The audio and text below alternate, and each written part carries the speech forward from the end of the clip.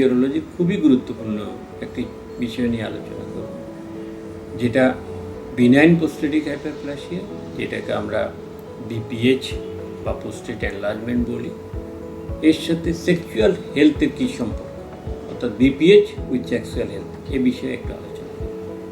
আমরা সবাই জানি পুরুষ মানুষের বয়স হলে প্রোস্টেট গ্রন্থি বড় হবে। এই বড়টা কখন হয়? সাধারণত 40 থেকে 50 বছরের দিকে শুরু হয়, 60-70 বছরের দিকে অনেক বড় হয়। প্রোস্টেট বড় হলে সাধারণত কিছু সমস্যা পুরুষ মানুষ অনুভব করে বা সাফার করে।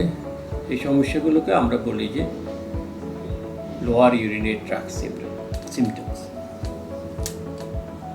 যেমন এই সিমটমগুলো হলো ঘন ঘন প্রস্রাব হওয়া, প্রস্রাব কমপ্লিট না হওয়া, জ্বালা যন্ত্রণা থাকা, রাতের বেলা ঘুম ভেঙে প্রস্রাব করা, এবং প্রস্রাব করার পরেও প্রস্রাব হাঁটা চলার সময় 2-1 ফোঁটা পড়ে যাবে।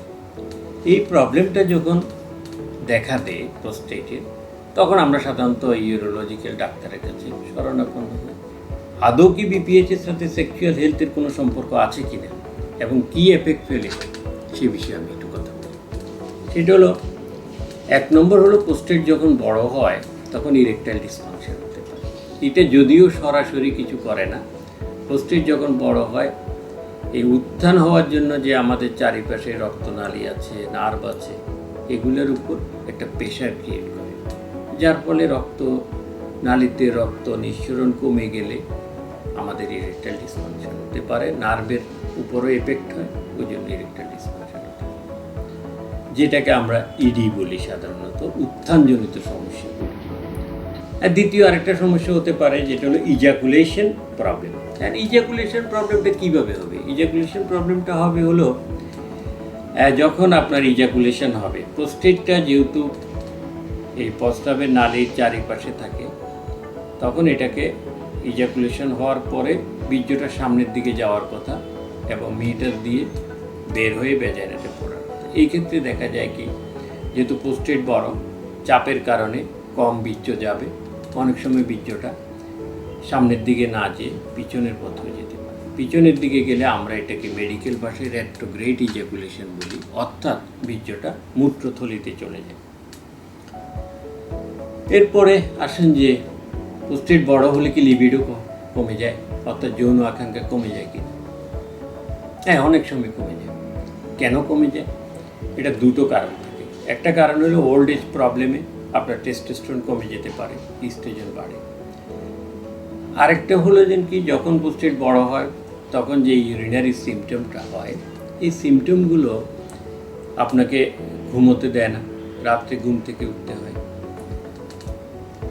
ঘন ঘন প্রস্রাব হয়, ঘুম না হলে শরীর মন ভালো থাকে না, যে অস্বস্তি হয়, মেজাজ খিটখিটে থাকে, এই জন্য লিবিডো অথবা যৌন আকাঙ্ক্ষা কমে যেতে পারে।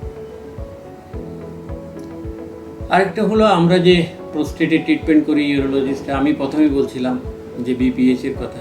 বিপিএইচ হলে আপনি ইউরোলজিস্টের কাছে যাবেন। ইউরোলজিস্ট আমরা যে ওষুধগুলো দিই প্রোস্টেটের জন্য কনজারভেটিভ ট্রিটমেন্টে, টামসোলোসিন, পিনেস্টেরয়েড, এই ওষুধগুলো একটা বিরূপ প্রতিক্রিয়া হিসাবে লিবিডো এবং যৌন আকাঙ্ক্ষা কমিয়ে দিতে পারে। সুতরাং এই সমস্যা থেকে সমাধানের জন্য আমরা কি করব? আমরা 2টা জিনিস করব। একটা হলো ইউরোলজিক্যাল ডাক্তারের সাথে, অভিজ্ঞ ইউরোলজিস্টের সাথে আমরা অ্যাটাচ থাকব, ওনার কথা মতো প্রেসক্রিপশন মতো আমরা চলব। আরেকটা হলো নিজের জীবনের যে আমরা লাইফস্টাইল পরিবর্তন করব, ওজন হ্রাস করব, আমরা ব্যায়াম করব নিয়মিত, পরিমিত পানি খাব, পরিমিত হেলদি ডায়েট খাব। তাহলে আমাদের কী হবে? সেক্সুয়াল হেলথ ভালো থাকবে, সাথে সাথে প্রোস্টেটিক হেলথও ভালো থাকবে। আশা করি আমার এই কথাটুকু আপনারা অনুধাবন করতে পারছেন। সামনে বিস্তারিত আরও আলোচনা করব। ধন্যবাদ সবাইকে।